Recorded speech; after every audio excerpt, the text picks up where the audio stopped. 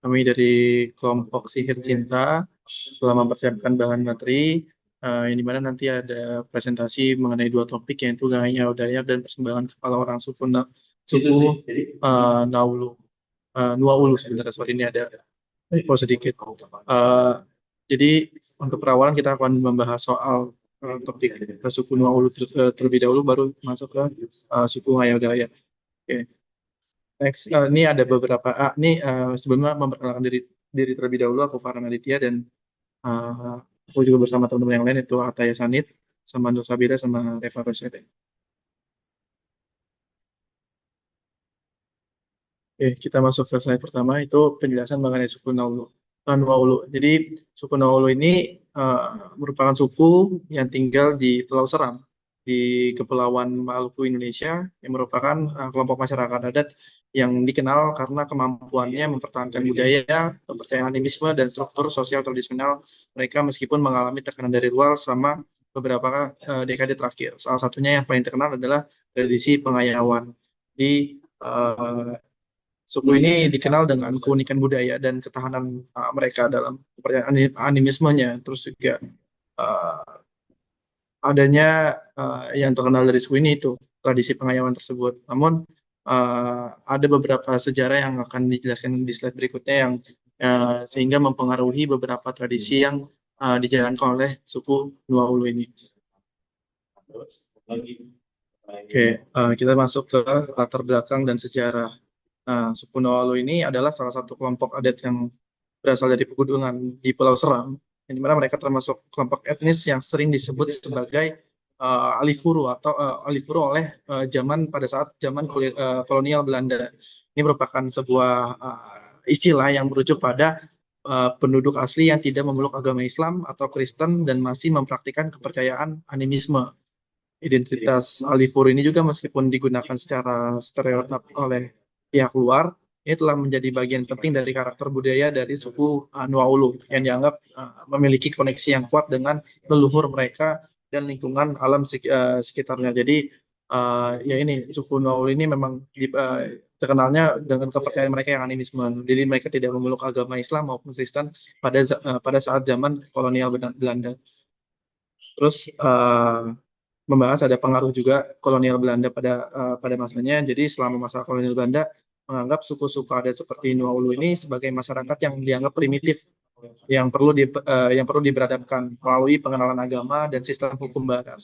Sejak akhir abad ke-19, kolonialisme mulai membawa tekanan untuk mengurangi bahkan menghapuskan praktik-praktik adat yang dianggap tidak sesuai, termasuk praktik pengayawan atau pemenggalan kepala.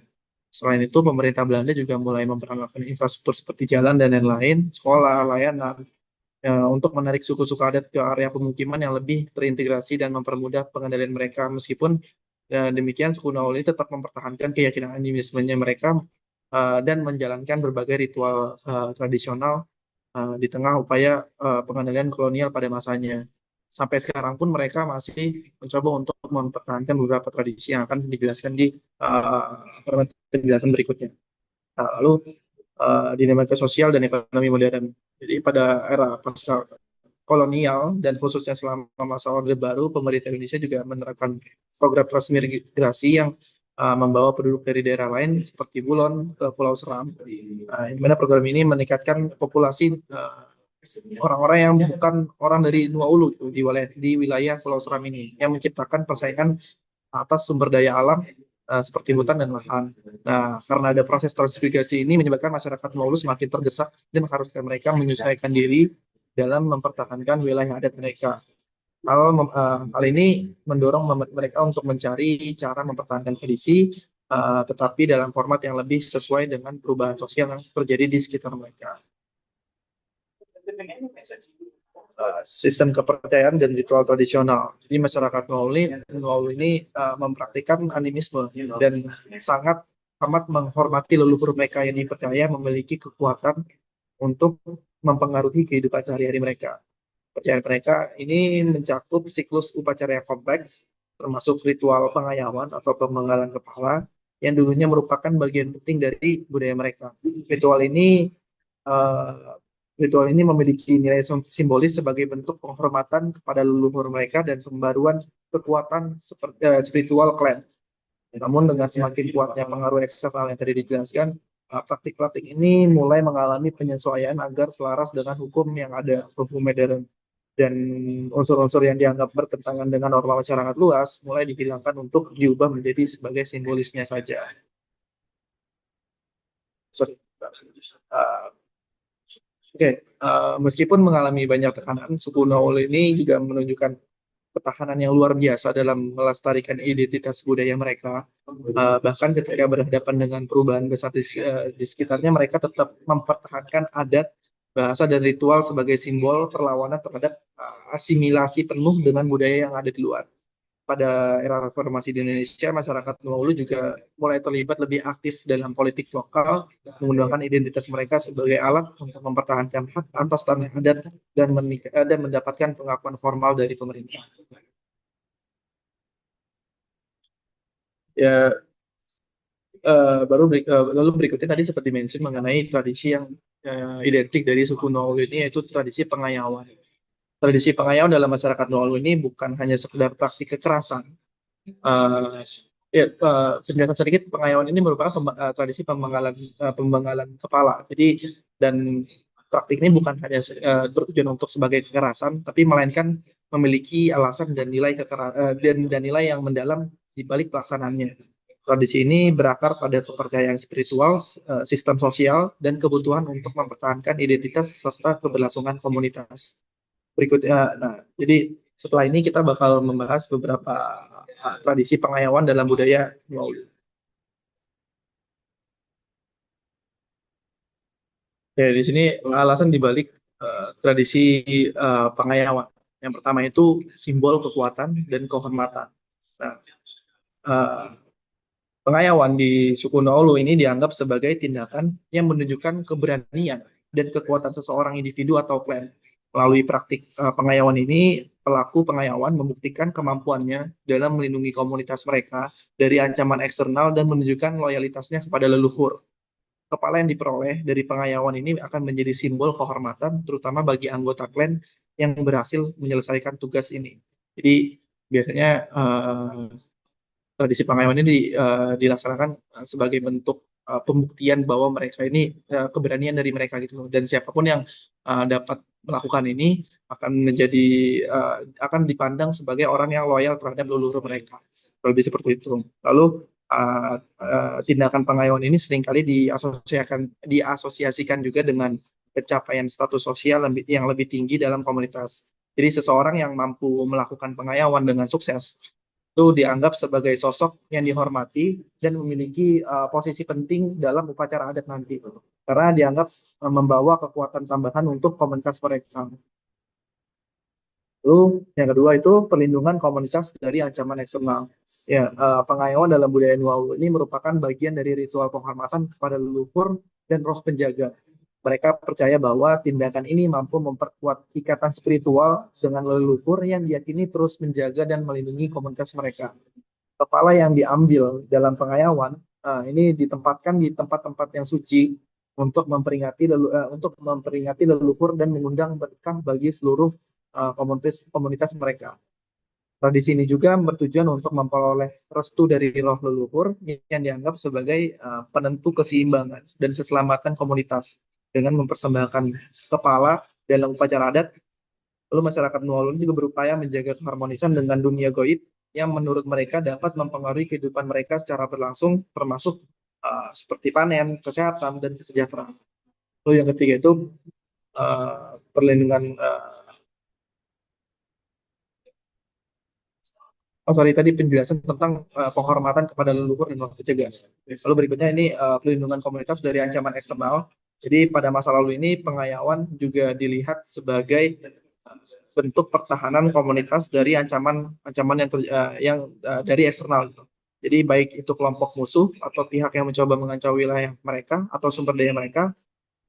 Dalam konteks ini tuh pengayawan merupakan tindakan yang sah dilakukan untuk melindungi tanah, hutan, dan sumber daya alam lainnya dari pihak luar yang mengancam pada masanya. Nah, tradisi ini juga berfungsi sebagai simbol peringatan bagi musuh atau kelompok lain yang untuk tidak mengganggu wilayah mereka. Tindakan pengayaan yang dilakukan terhadap musuh atau yang menyerang memberikan sebuah pesan tegas bahwa masyarakat Tuvalu ini siap bertahan dan membela diri jika wilayah dan keamanan mereka ini terancam. Hal ini membantu menciptakan rasa aman dan menegaskan hak kepemilikan mereka atas wilayah. Lalu berikutnya penguatan identitas dan kohesi sosial. Jadi tradisi pengayaan ini merupakan cara untuk memperkuat identitas klan atau komunitas suku Nualu ini secara keseluruhan. Melalui praktek ini, mereka menjaga keunikan budaya mereka dan menegaskan identitas mereka di tengah masyarakat yang memiliki sistem nilai yang berbeda. Pengayaan menjadi salah satu elemen yang menyatukan klan dalam upacara-upacara penting, yang menciptakan ikatan yang lebih kuat antara anggota. Pengayaan ini juga dipandang sebagai warisan leluhur yang harus dijaga untuk menjaga kohesi sosial dan kesinambungan nilai-nilai budaya. Dengan melestarikan tradisi ini dalam bentuk yang lebih simbolis saat ini, masyarakat Nuaulu mempertahankan koneksi dengan masa lalu dan memperkuat solidaritas internal di tengah tekanan dari tekanan budaya dan nilai-nilai luar. Lalu berikutnya ritual peralihan dan pembaruan kekuatan. Dalam sejarahnya ini, pengayaan seringkali dilakukan sebagai bagian dari upacara inisiasi bagi para pemuda yang ingin menunjukkan sisi kedewasaan mereka dan kesiapan mereka untuk melindungi komunitas mereka. Tindakan ini juga dianggap sebagai ujian keberanian dan kematangan sosial yang menandakan bahwa jika seorang pemuda telah siap untuk mengambil peran lebih besar dalam masyarakat mereka. Dalam budaya Nuaulu ini, kepala yang diambil dari pengayaan ini juga dipercaya memiliki energi spiritual yang dapat memperbarui dan memperkuat kekuatan dari komunitas mereka. Kepala ini juga sering digunakan dalam upacara-upacara tertentu untuk mengundang kekuatan positif yang diyakini dapat memberikan keberkahan bagi komunitas seperti panen yang baik, kesehatan, keberhasilan, dan berbagai aspek yang mengarah ke arah kesejahteraan. Jadi tradisi pengayaan dalam budaya Nuaulu ini memiliki alasan yang dalam dan kompleks gitu, melalui aspek-aspek spiritual, sosial, dan pragmatis. Meski praktik ini telah bertransformasi gitu, yang akan dijelaskan sudah bertransformasi ke arah simbolis yang akan dijelaskan di penjelasan berikutnya. Nilai-nilai dan alasan dibaliknya nilai-nilai dan alasan dibalik dari tradisi ini juga tetap hidup sebagai bagian dari identitas budaya mereka. Nah, ini proses pelaksanaannya itu tradisi pengayaan ini pertama itu proses pelaksanaannya itu persiapan ritual. Nah, tradisi pengayaan ini tidak dilakukan sembarangan gitu dan memerlukan waktu serta tempat yang dianggap sakral bagi mereka. Nah, biasanya pemilihan waktunya ini mengikuti kalender ritual Nuaulu atau sesuai dengan kejadian tertentu yang dianggap penting, seperti ancaman dari luar atau perayaan tertentu yang membutuhkan simbolisme kepala untuk memperkuat energi spiritual komunitas. Sebelum memulai, komunitas Nuaulu juga biasanya meminta izin untuk restu kepada leluhur mereka melalui ritual persembahan. Restu ini diperlakukan untuk memastikan keberhasilan dalam pengayaan untuk menjaga roh leluhur tetap berada di pihak mereka. Persembahan ini bisa merupakan makanan atau barang-barang yang dianggap disukai oleh leluhur mereka. Lalu setelah persiapan, masuk ke pemilihan dan persiapan pelaku pengayaan. Pengayaan biasanya ini dilakukan oleh orang-orang tertentu dalam komunitas yang telah terpilih berdasarkan keberanian mereka, kekuatan mereka, dan kedewasaan mereka. Calon pelaku ini dipersiapkan secara mental dan fisik serta dibimbing oleh para tetua-tetua mereka atau pemimpin adat yang memahami adat dan nilai spiritual di balik pengayaan. Pelaku pengayaan harus melakukan ritual pembersihan diri sebelum menjalankan tugasnya. Ritual ini bertujuan untuk membersihkan diri dari segala pengaruh buruk atau niat jahat, serta memastikan bahwa pelaku berada dalam kondisi yang suci.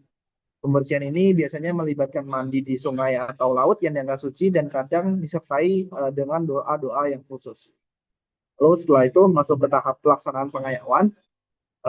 Pelaku pengayaan ini mendekati targetnya juga dengan cara yang hati-hati dan penuh perhitungan. Jadi sesuai dengan strategi yang disepakati. Biasanya target pengayaan adalah musuh atau pihak yang dianggap mengancam komunitas mereka, baik itu secara keamanan dan lain-lain. atau telah melanggar aturan adat yang berlaku. Nah, proses ini dilakukan dengan sangat hati-hati agar target tidak menyadari karena akan rencana tersebut.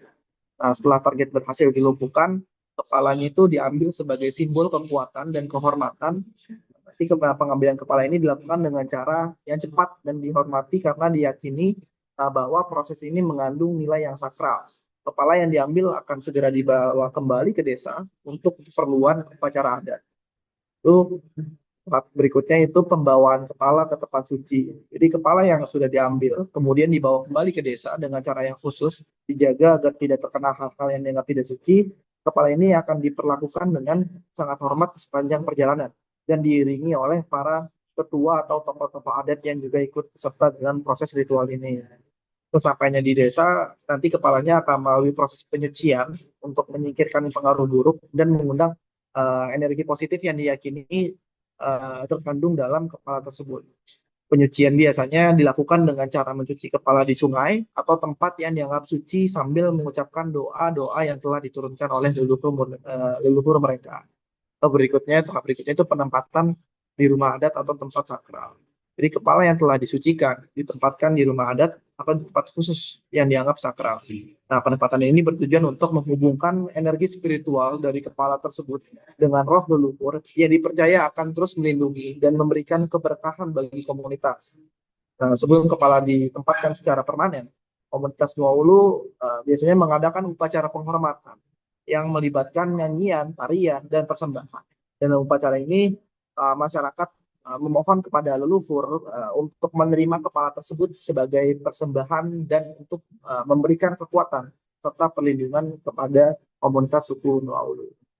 Itu tahap terakhir itu pemeliharaan dan penggunaan kepala dalam ritual-ritual lanjutan. Jadi kepala yang disimpan di rumah adat ini akan terus dijaga dan dipelihara oleh tetua adat mereka sebagai simbol kekuatan dan kehormatan. Pada waktu-waktu tertentu, kepala ini akan digunakan kembali dalam ritual-ritual atau upacara penting untuk memperkuat hubungan dengan leluhur dan meminta berkat komunitas komunitas suku Nuaulu. Nah, kepala yang telah diambil ini biasa digunakan dalam berbagai ritual peralihan seperti inisiasi bagi pemuda atau upacara pernikahan atau sebagai simbol keberanian dan keberlangsungan hidup masyarakat Nuaulu. Kepala ini menjadi simbol kebesaran dan kekuatan yang diteruskan kepada generasi berikutnya. Nah, tadi seperti mention sedikit mengenai transformasi tradisi pengayaman pada masa kini, jadi seiring berkembangnya zaman dan perubahan hukum yang ada di Indonesia, praktik pengayaman ini telah jarang atau hampir tidak dilakukan lagi oleh masyarakat Nuaulu. Saat ini elemen-elemen pengayaman lebih banyak dilaksanakan dalam bentuk simbolis saja dengan kepala yang disimbolkan melalui benda-benda ritual lainnya.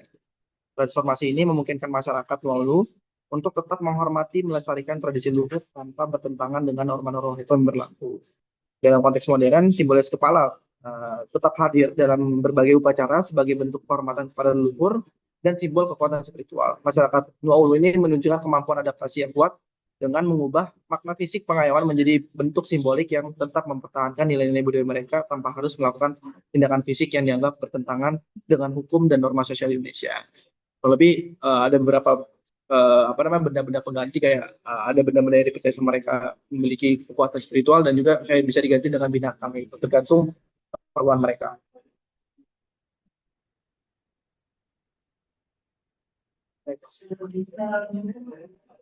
Nah, kenapa sih adanya transformasi tradisi pengayaman pada masa kini yang dimana itu berbeda dengan pada masa lalu gitu. Ada beberapa faktor yang mungkin dapat menjelaskan berakhirnya tradisi ini. Antara lain yang pertama ada tekanan dari pemerintah dengan adanya produk-produk hukum yang berlaku sekarang mungkin juga ya itu tentunya tindakan-tindakan pemanggalan kepala tersebut kan pasti melanggar hukum gitu. Jadi kayak tekanan dari pemerintah untuk mengintervensi budaya tersebut sehingga masyarakat lokal ini harus menyesuaikan dengan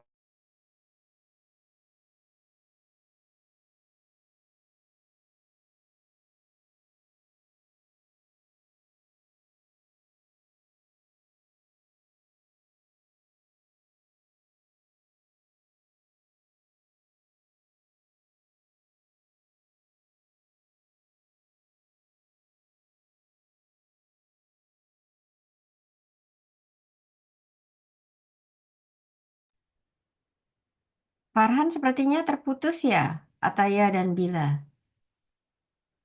Kalian bisa backup?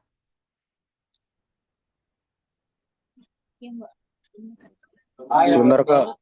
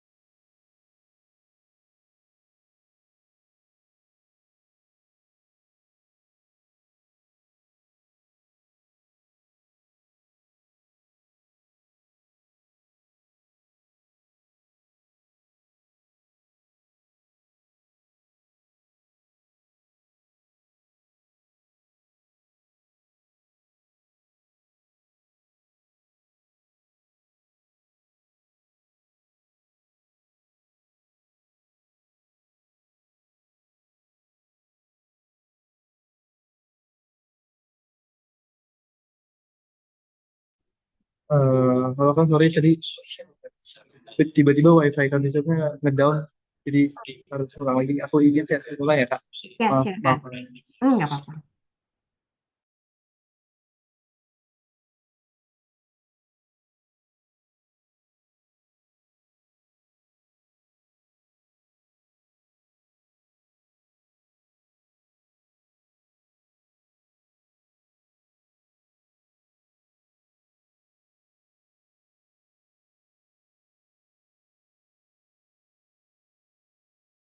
Apakah sudah terlihat lagi?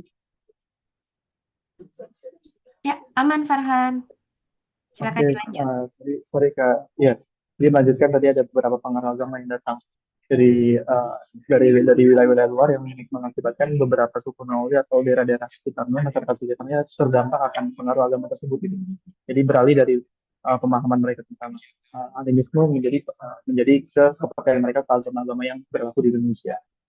So, uh, juga adanya pengaruh modernisasi yang tentunya akan berpengaruh terhadap tradisi yang berlaku dalam masyarakat maupun di suku Nualu atau beberapa suku lain. Lalu ada tekanan sosial juga dari masyarakat luas yang menganggap bahwa tindakan tersebut adalah tindakan kekerasan. Jadi sehingga mau tidak mau suku Nualu ini harus beradaptasi dengan lingkungan dan juga masyarakat luas yang ada di sekitar mereka.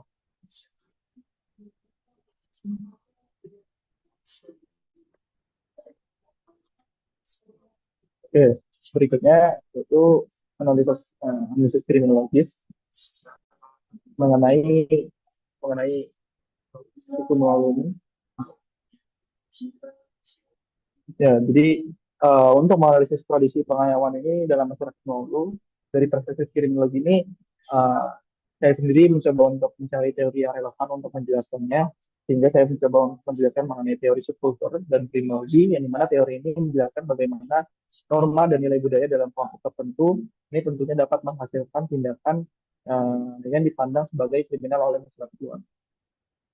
Tindakan yang benar, tindakan maksudnya tindakan kekerasan meskipun dipandang sebagai kriminal oleh masyarakat luas, dianggap sah dan diterima dalam kelompok tersebut.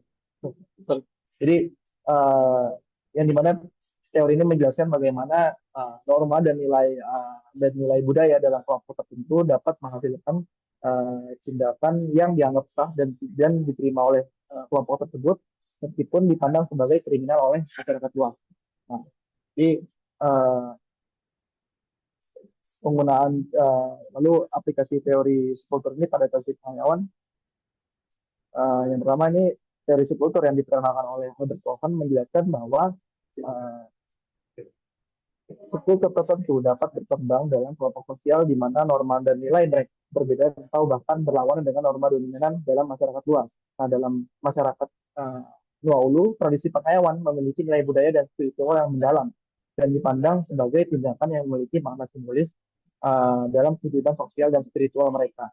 Tentunya ini menceritakan bagaimana subkultur yang berkembang di komunitas ini memungkinkan tindakan pengayaan yang secara hukum modern dianggap sebagai tindakan kriminal untuk diterima secara sosial dalam konteks ritual adat mereka.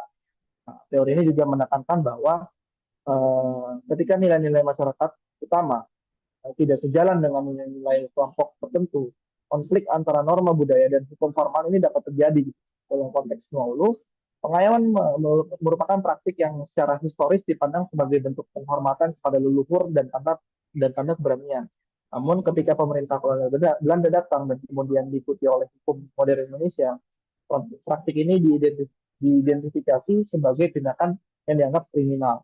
Hal ini menunjukkan bagaimana konflik antara norma adat dan hukum nasional menjadi faktor yang mendasari transformasi tradisi tersebut. Dalam teori subkultur, norma dan nilai kelompok subkultur menjadi pembenar tindakan yang diakui sebagai tindakan yang sah di dalam kelompok tersebut. Dalam hal pengayaan, masyarakat Walloon tidak memandang tindakan ini sebagai kriminal, tapi sebagai upaya untuk mendapatkan kekuatan spiritual, melindungi komunitas, dan mempertahankan identitas mereka sebagai bagian dari ritual tradisional. Nah, kepala yang diambil dalam pengayaan dianggap sebagai persembahan kepada leluhur yang diyakini membawa kekuatan serta keberhasilan bagi komunitas.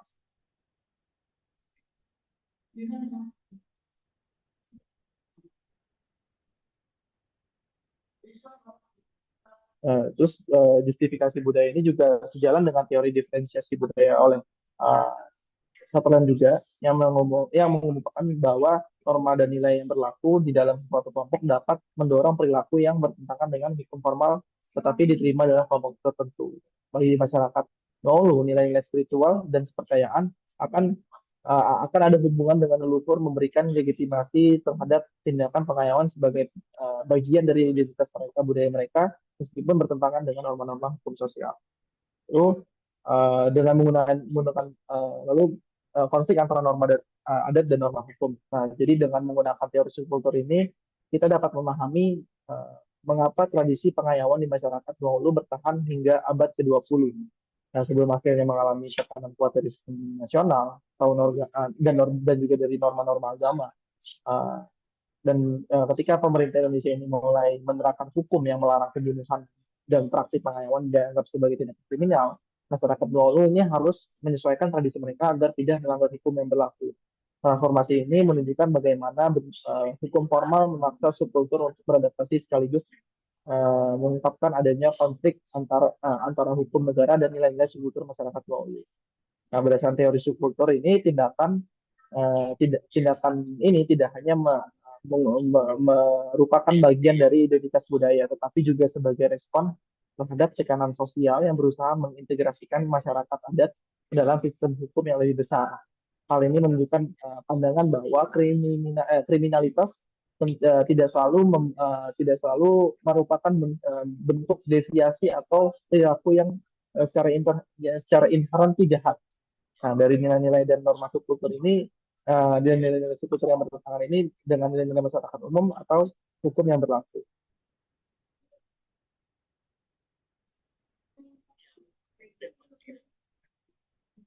Oke, ini bisa di next sama atau internet. Sekarang kita melihat dari budaya suku Naulu dari perspektif agama. Dalam agama Islam, tradisi seperti ini tuh tentu merupakan tindakan yang tidak dibenarkan gitu. Dalam Islam, jadi nilai kehidupan dan larangan pembunuhan. Jadi dalam Islam, kehidupan adalah anugerah yang sangat dihargai dan nyawa manusia dilindungi kecuali dalam kasus-kasus tertentu yang diatur oleh syariat. Allah berfirman dalam surah Al-Maidah ayat 32, barang siapa membunuh seorang manusia, bukan karena orang itu membunuh orang lain, atau bukan karena membuat kerusakan di muka bumi, maka seakan-akan dia telah membunuh manusia seluruhnya. Hadis juga menegaskan bahwa membunuh tanpa sebab adalah dosa besar. Dari perspektif ini, tradisi persembahan kepala manusia melanggar perintah Al-Quran dan hadis yang dengan tegas melarang pembunuhan yang tidak dibenarkan. Next.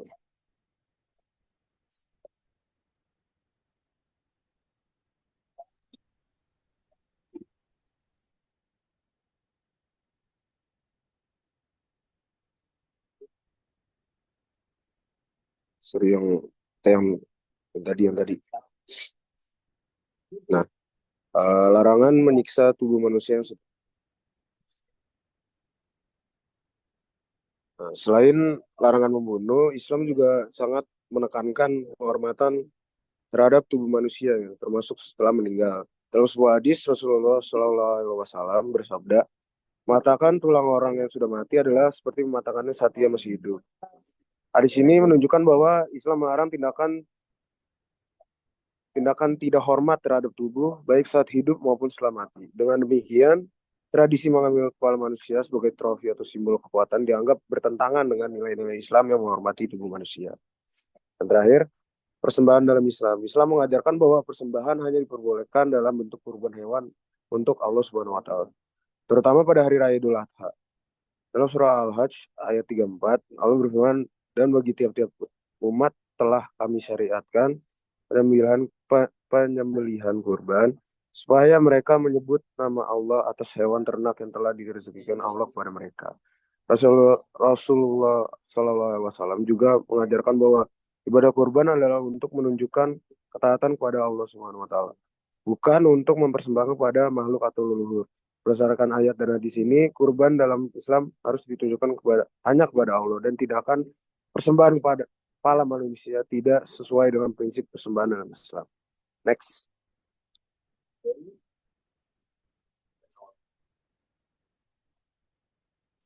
Nah, selanjutnya ada perspektif hukum. Perlu ditekankan bahwa praktik persembahan kepala manusia pada suku Nahulu ini merupakan tindakan yang sangat kejam dan melanggar hak asasi manusia. Praktik ini telah ditinggalkan dan dianggap sebagai bagian dari masa lalu yang gelap. Dari perspektif hukum modern, praktik tersebut jelas-jelas bertentangan dengan hukum positif yang berlaku di Indonesia. Berapa landasan hukum yang relevan antara lain? Undang-Undang Dasar Negara Republik Indonesia tahun 1945 pasal 28A. Setiap orang berhak untuk hidup serta berhak untuk mempertahankan hidup dan kehidupannya. Selanjutnya pasal 28, setiap orang berhak atas perlindungan hukum yang adil. Selanjutnya KUHP pasal 338, barang siapa dengan sengaja merampas nyawa orang lain diancam dengan pidana penjara lamanya 15 tahun. Pasal 340, barang siapa dengan sengaja dan dengan rencana terlebih dahulu merampas nyawa orang lain diancam dengan pidana penjara seumur hidup atau pidana penjara selama-lamanya 20 tahun. Selanjutnya, Undang-Undang Nomor 39 Tahun 1999 tentang Hak Asasi Manusia mengatur secara komprehensif mengenai hak asasi manusia, termasuk hak untuk hidup, hak atas kebebasan pribadi, dan perlindungan dari penyiksaan. Meskipun praktik tersebut telah ditinggalkan, penting untuk memahami konteks historis dan sosiologis di baliknya. Tradisi ini mungkin memiliki akar dalam kepercayaan animisme dan dinamisme yang kuat di masyarakat suku Nahulu. Namun seiring dengan perkembangan zaman dan pengaruh peradaban modern, praktik-praktik semacam ini semakin ditinggalkan. Next.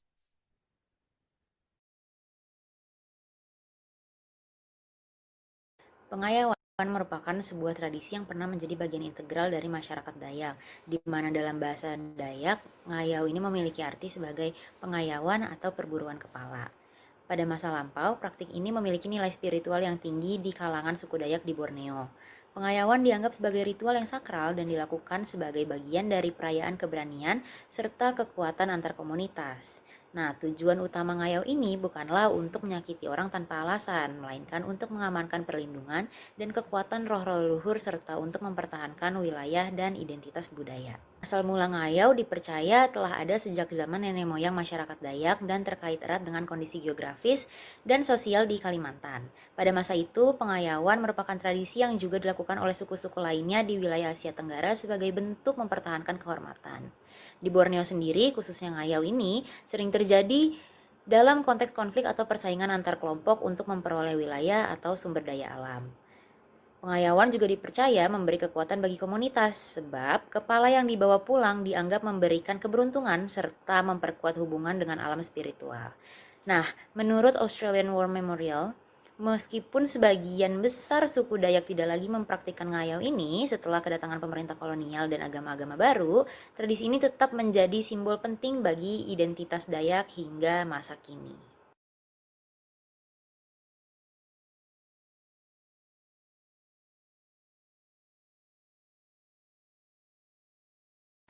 Nah, dalam prakteknya pasti dibutuhkan sebuah peralatan. Peralatan utama yang digunakan dalam ngayau adalah mandau, sejenis parang atau senjata tajam dengan bentuk khas dan ornamen yang melambangkan kebanggaan serta status pemiliknya. Mandau tidak hanya sekadar senjata, tetapi juga sebuah simbol spiritual yang diyakini memiliki kekuatan magis, terutama setelah mengikuti ritual tertentu. Selain mandau, ada juga peralatan lain, yaitu pelindung tubuh dari kulit kayu atau tanduk binatang, yang digunakan untuk menjaga keamanan para pejuang Dayak. Peralatan ini pastinya dihias dengan simbol-simbol adat. Ornamen yang ada pada mandau mencerminkan identitas pemilik dan komunitasnya, serta memperkaya nilai budaya. Mandau juga digunakan dalam upacara dan ritual suci. Selain itu, tameng atau pelindung tubuh tadi dihias dengan simbol adat berfungsi sebagai alat pertahanan yang juga digunakan dalam tarian seperti tari ngayau dalam upacara adat.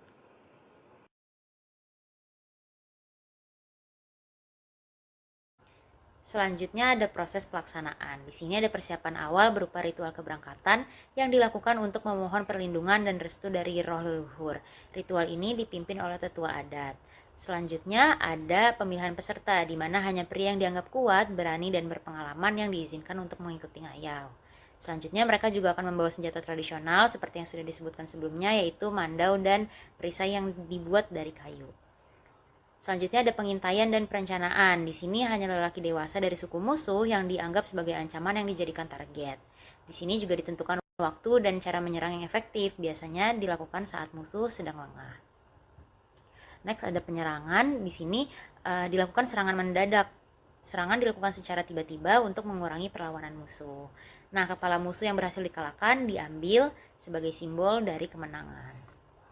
Selanjutnya mereka akan kembali ke kampung atau ke desa dan akan ada pawai dan ritual penyambutan. Di sini para pengayau disambut dengan upacara adat. Kepala yang dibawa dianggap membawa berkah dan kekuatan bagi komunitas. Selanjutnya juga ada penyucian kepala, di mana kepala musuh dibersihkan, rambut kepala musuh dijadikan hiasan untuk perisai dan senjata. Kepala dikeringkan dan diawetkan serta digunakan dalam ritual tertentu seperti memasangnya di balai adat atau tempat khusus. Terakhir ada penutup dan persembahan. Di sini ada upacara persembahan di mana kepala musuh dijadikan persembahan untuk leluhur sebagai tanda syukur dan permohonan perlindungan bagi komunitas. Serta adanya perayaan kemenangan diiringi tarian, nyanyian, dan pesta adat sebagai bentuk perayaan keberanian para pengayau. Di sini, pria-pria yang berhasil membawa kepala musuh diberi gelar sebagai bujang berani. Itu sebagai bentuk penghormatan atas keberanian dan keberhasilannya.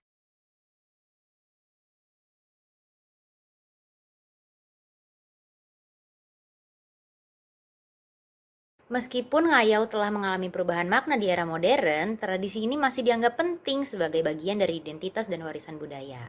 Beberapa ritual atau simbol dari ngayau tetap hidup dalam bentuk seni, tarian, atau senjata tradisional yang dipamerkan sebagai bagian dari kebudayaan Dayak.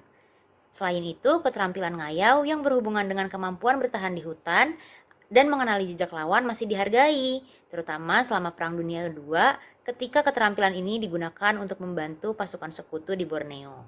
Selain itu, pada masa modern, praktik ngayau di masyarakat Dayak telah mengalami transformasi yang signifikan, terutama setelah perjanjian Tumbang Anoy pada tahun 1894 yang menghentikan praktik ngayau sebagai bagian dari peperangan antar suku. Seiring perkembangan waktu, meskipun ngayau telah mengalami perubahan makna di era modern, tradisi ini masih dianggap penting sebagai bagian dari seperti tari ngayau dalam upacara nyobeng yang berfungsi untuk memperingati dan menghormati leluhur. Dalam konteks ini, tari ngayau mencerminkan keberanian dan solidaritas serta menjadi bagian dari warisan budaya yang diturunkan secara damai kepada generasi muda. Tari ini yang sebelumnya ditujukan untuk menyambut kembalinya pengayau, sekarang dibawakan untuk menyambut tamu-tamu kehormatan, termasuk pejabat dan pengunjung luar yang datang ke upacara adat Dayak. Tradisi ngayau menggambarkan bahwa keberanian, hubungan dengan alam, serta kepercayaan spiritual adalah nilai-nilai utama bagi masyarakat Dayak. Kini, tradisi ini lebih sering dibahas dalam konteks budaya, sejarah, dan identitas sebagai pengingat akan warisan leluhur yang masih menjadi bagian dari kehidupan komunitas Dayak.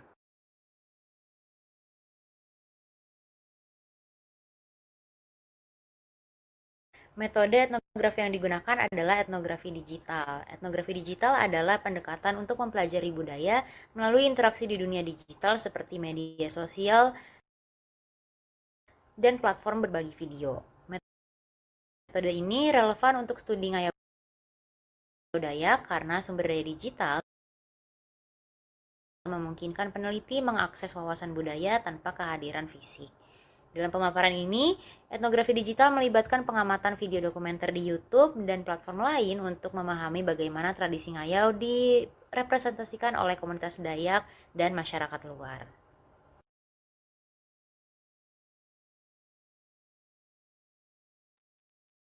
Selanjutnya, dari video ini masuk di pembahasan analisis kriminologis.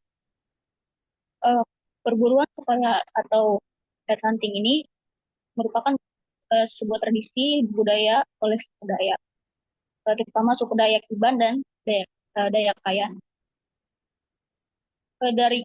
Dalam analisis ini saya menggunakan relativisme budaya, di mana ini tuh merupakan pendekatan dalam bidang kriminologi yang berfokus pada respon sosial terhadap kejahatan, serta pentingnya untuk memahami tindakan kriminal dan keadilan dalam konteks budaya dan nilai masyarakat tertentu. Pendekatan ini menekankan bahwa penilaian terhadap suatu tindakan yang dianggap sebagai tindakan kriminal atau keadilan tidak bisa diterapkan secara universal.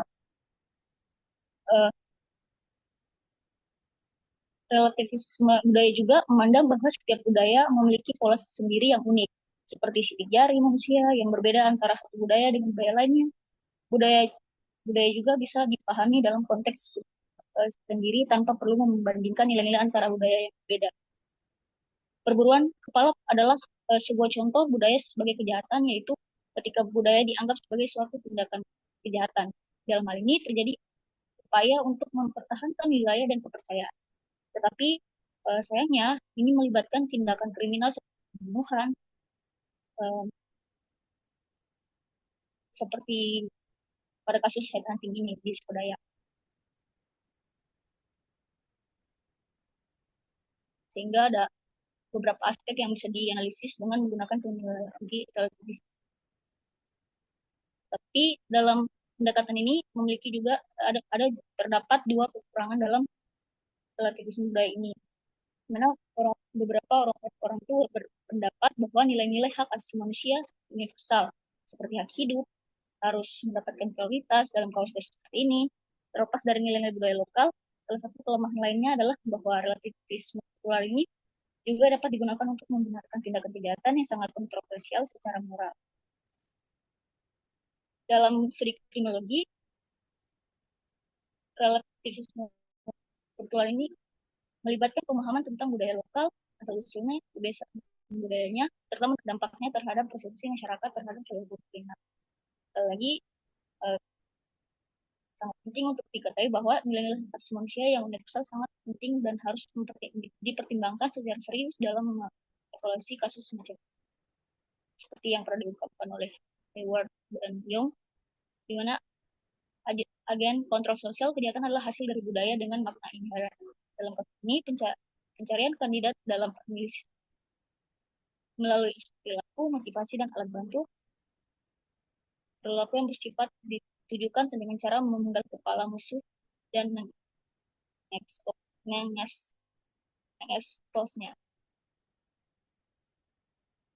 Next.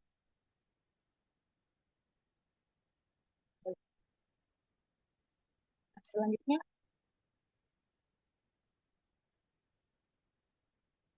ada dari perspektif antropologi.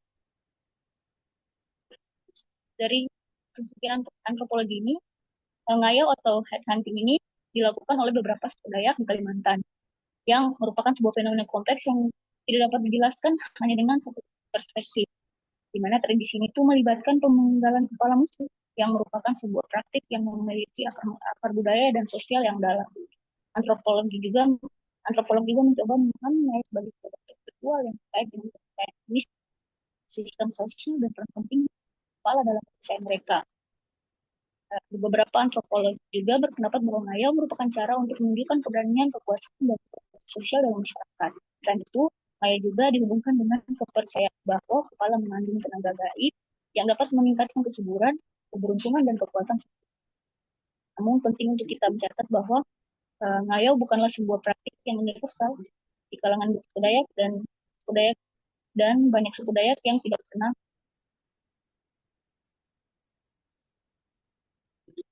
Nah, ngayau juga bukanlah sekedar tindakan kekerasan, melainkan sebuah fenomena sosial budaya yang kompleks. Praktik ini memiliki akar yang cukup panjang dan sejarah yang terkait erat dengan kepercayaan, sistem sosial, dan dinamika kekuasaan yang ada di dalam suku Dayak. Namun seiring berjalannya waktu, proses modernisasi dan globalisasi telah membawa perubahan signifikan pada masyarakat Dayak, sehingga akibatnya ngayau mengalami penurunan yang drastis, meskipun masih ada peninggalan-peninggalan di sana yang tak mengetahui. Next.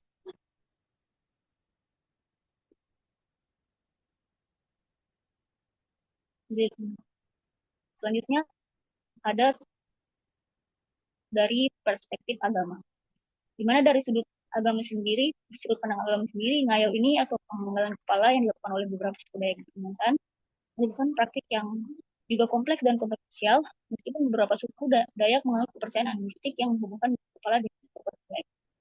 Ini tidak sejalan dengan agama besar seperti Islam, Kristen, dan Hindu, di mana agama-agama ini itu mengajarkan nilai-nilai kasih sayang, perdamaian, dan penghormatan terhadap manusia. Oleh karena itu, ngayau ini seringkali dianggap bertentangan dengan ajaran agama tersebut. Sering dengan masuknya agama-agama besar ke Kalimantan, praktik ngayau ini semakin menurun dan akhirnya dihentikan oleh pemerintah Indonesia. Meskipun demikian, pemahaman tentang ngayau tetap penting untuk memahami bagaimana agama berinteraksi dengan budaya lokal dan bagaimana nilai-nilai agama dapat mempengaruhi perubahan sosial dan masyarakat. Next.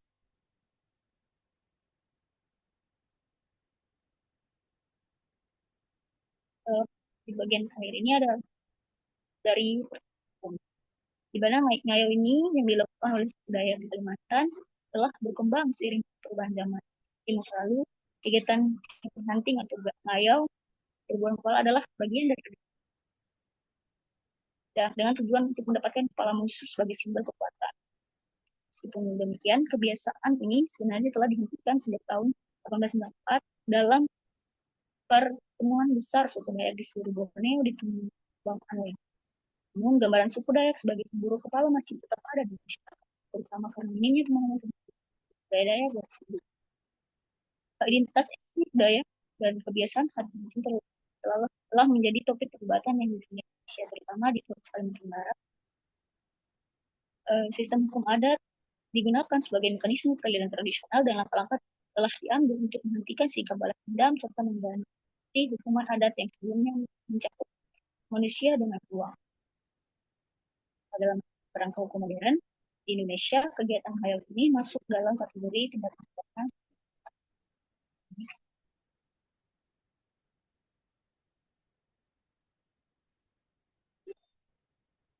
Dari sini terdapat kesimpulan terkait dengan Dayak, di mana tradisi Dayak ini dalam masyarakat Dayak adalah praktik sakral yang memiliki nilai spiritual, sosial, dan politik. Meskipun secara hukum modern dianggap tidak pidana seperti pembunuhan dalam konteks Dayak. Budaya ngayau melambangkan keberanian, perlindungan, dan penghormatan terhadap perubahan zaman, globalisasi, serta masuknya agama dan negara menyebabkan pergeseran tradisi ini dari praktik fisik bentuk simbolis seperti dalam seni dan upacara adat. Dalam kajian etnografi kegiatan Indonesia, pendekatan relativisme budaya ini dalam kronologi menjelaskan bahwa tindakan yang dianggap kriminal oleh hukum positif dapat memiliki legitimasi dalam sistem adat. Konflik antara hukum adat dan hukum modern menyoroti tantangan dalam menghormati budaya lokal sekaligus menegakkan nilai universal hak asasi manusia.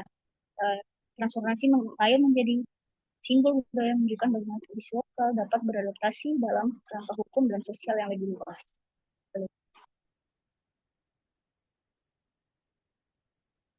Oke, setelah itu referensi yang kelompok kami gunakan